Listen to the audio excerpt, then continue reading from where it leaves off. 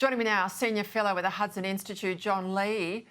John, what do you make of the Premier's response there, the flippant response, and should we be concerned?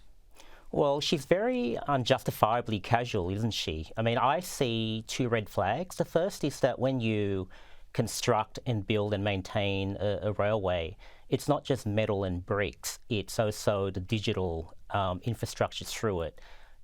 I would not want a Chinese foreign-owned company or state-owned company to have knowledge of the networks and the data that goes through these networks, these rail networks. The second red flag I see is China has a long-standing practice of targeting provincial and state governments that are poorly run and are in debt because it wants to acquire leverage over them. That is the back way through an economy where the federal government has shut the door. It's done that in New Zealand, it's done that in Canada, in England, and Victoria is clearly the weak link in the Australian federal system. So they're the two red flags I see. I've got to say I'm glad I don't live in Victoria, Peter. Well, unfortunately, what happens in Victoria tends to be rolled out as a model with other Labor jurisdictions. And we saw, obviously, the Belt and Road deal that Dan Andrews did without getting a briefing from Canberra subsequently had to be undone by the federal government. The Premier was his understudy. We know he's heavily involved in Chinese contracts. I mean, you would have seen his very high profile. He's no longer a politician, but he was there amongst the leaders. You would have seen his very high profile meeting and greeting of President Xi on the red carpet. You're a long-time observer of China. What did that look like to you? Everything's quid pro quo with China in a political and strategic sense. You don't get a Guernsey at an event like that, and you don't get to go to that photo op unless you give something in return. Now, Dan Andrews is not in power anymore, but his party that he really built, or the Labor Party in the modern-day Victorian Labor Party, is in power. Jacinta Allen is essentially doing exactly the same thing that Dan Andrews is doing. And if I were China, I'd be very excited by Victoria.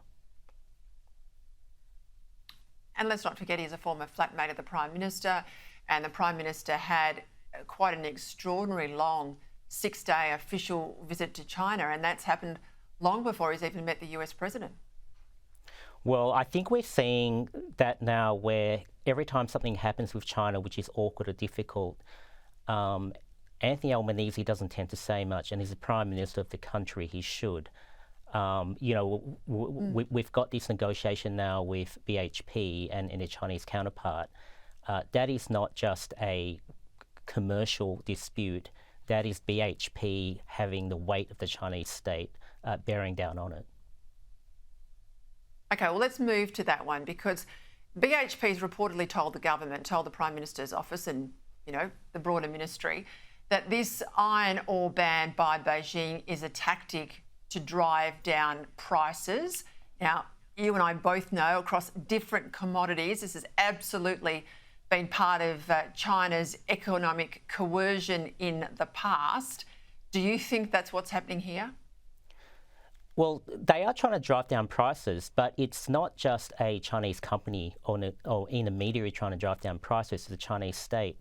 This Chinese entity, the China Mineral Resources Company, it was created by the Chinese Communist Party specifically to negotiate iron ore prices on behalf of Chinese steel mills with iron ore companies like BHP.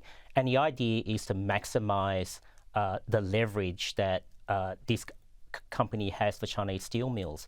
Now, China Mineral Resources would not be trying this tactic without the explicit approval and I would say at the behest of the Chinese Communist Party. So this is very squarely, in my mind, an example of state coercion. It's not just a business dispute, which is what some people want to portray it as.